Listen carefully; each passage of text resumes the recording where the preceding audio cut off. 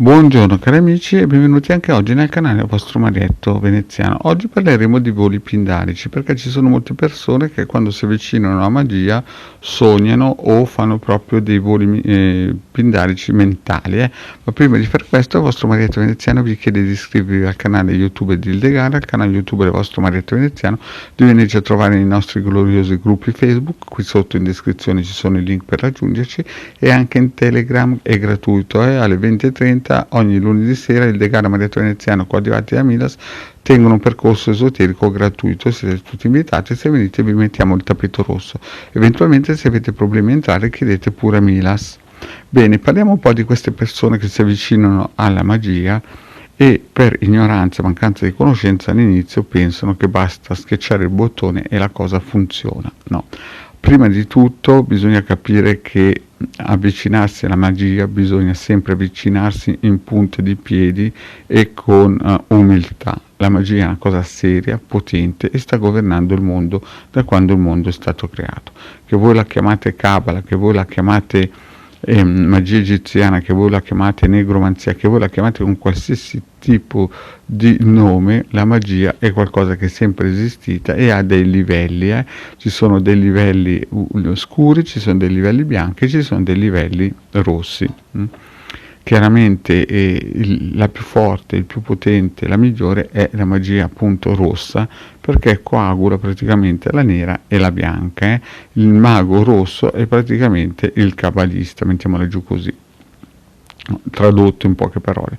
Chi si avvicina alcune volte pensa che sia come la luce, no? Uno clicca il bottoncino e succede quello che dovrebbe succedere. Allora, tutto chiaramente voi sapete che è legato al karma.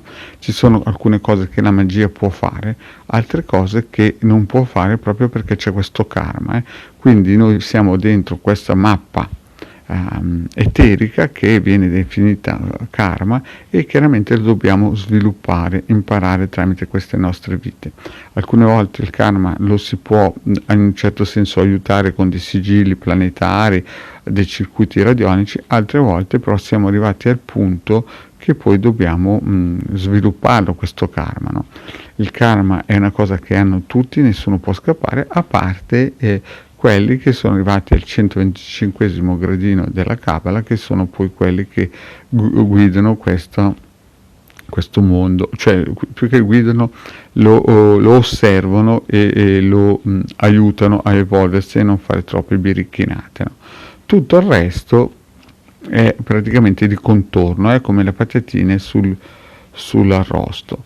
Quindi quando uno si avvicina non deve fare alla magia, chiaramente all'esoterismo, non deve fare i suoi voli pindarici mentali pensando che basta andare da un mago e ha risolto i suoi problemi. Il mago, e a dipendenza di che mago e di che conoscenze ha e di che qualità animica ha, può aiutare, può dare gli strumenti e l'aiuto per saltare via un gradino o farlo molto più facilmente. Ma quella cosa che aspetta voi nessuno ve la potrà mai rubare. Anche Osho diceva: quello che è tuo nel cosmo nessuno te lo potrà mai portare via. Quindi se voi vi aspetta di sposarvi con Caio Sempronio o con la tizia tale, nessuno potrà impedirvelo, nessun tipo di mago nero, nessun tipo di mago rosso e nessuno.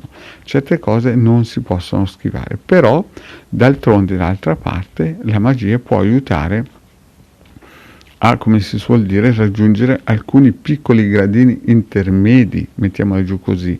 Se però vi aspetta ad esempio di andare da A a B e voi volete un piccolo aiutino, un traghettino, ad esempio tramite sigilli o circuiti radionici e roba del genere, questo può avvenire, no? Ma voi in ogni caso sareste stati, come si suol dire, abilitati ad andare da A a B, questo è chiaro. Tutto il resto, quando voi entrate in gruppi, soprattutto con i social, c'è stata questa evoluzione di questi gruppi voodoo, questi gruppi New Age, della quinta dimensione, del salto quantico, del vogliamoci tutti bene, degli arcangeli colorati, delle astronavi, dei pianeti sulla Luna, cioè degli atterraggi sulla Luna. Insomma, questo minestrone che non si capisce dove inizia e dove finisce, praticamente sono solo dei voli pindarici che vi aiutano a stare lontano dalla realtà, no? Ecco, solamente queste due parole per spiegarvi che non bisogna fare voli pindarici quando ci si avvicina all'esoterismo e alla magia, ma restare coi piedi per terra e capire che tutto quello che è vostro è dovuto a voi, nessuno ve lo potrà portare via, ma nello stesso tempo essere, come si dice, rispettosi dell'arte magica e delle conoscenze esoteriche e non prenderle sotto gamba. E anche se trovate magari un mago che vi promette mari e monti, dovete sempre stare attenti, ripeto, sempre stare attenti che sia quello che il vostro karma vi deve dare, nel senso che è il vostro A e B, perché se voi cercate qualcos'altro che non è nel vostro karma state facendo un giro a vuoto in questa vita e nella prossima poi si ripete. Bene cari amici, detto questo, il vostro Marietto Veneziano vi saluta e vi ringrazia, ciao.